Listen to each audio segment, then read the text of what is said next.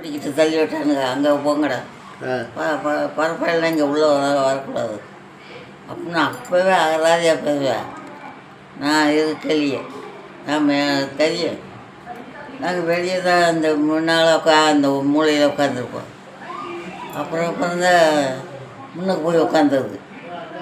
இப்போ சகட்டுக்கு எல்லாம் இங்கே ஒன்றா எல்லாம் ஒன்றா மண்ணா போச்சுதா, சம்மந்தப்பட கல்யாணம் முடிக்க, குடியாச்சி கட்டிக்க, இப்போ பரிசையை கட்டிக்க, இப்போ ஒன்றா எல்லாம் ஒன்றா இதாக போச்சு.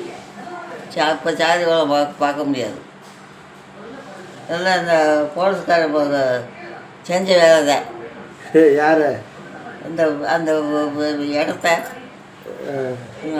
அந்த குட்டியாக ராசாமணியா ராசாமணி ராசாமணி அவையெல்லாம் எங்கே போயிட்டாளா இருக்குது. அப்புறம் அந்த மைசூர்காரி செவுத்தியம்மா தெரியுமா?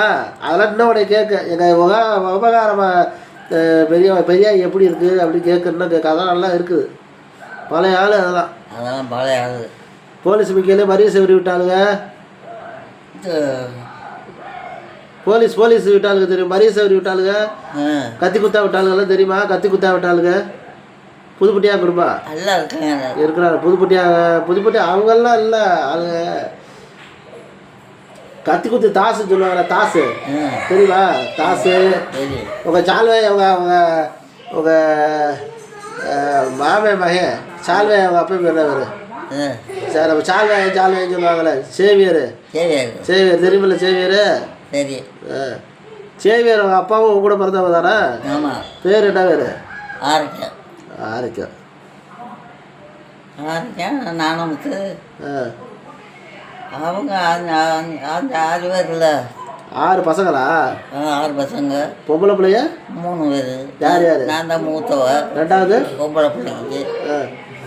ரெண்டாவது செத்து போச்சு. செத்து போகுன்னா இந்த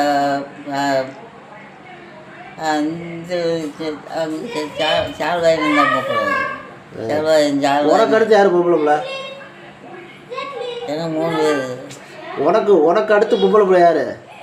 இந்த சேர்த்தி அவங்க தான் இங்கே சேர்ந்துடுறாங்க. எங்கே பேய் ஓடி சேர்ந்துக்கிட்டு இங்கே தான் இருக்காங்க. அந்த பக்கம் அந்த ஓடைக்கு அங்கேருந்து பாப்பா சரிப்பா பாப்பா நான் சட்டை விடுறதில்ல, ஏதோ ஓடி சேர்ந்துக்கிட்டு தானே அது 3 போட்டுக்கிட்டு தெரியுதுங்க. இந்த வந்து பார்த்தான்னா நான் வேக புரிஞ்சிக்குவேன்.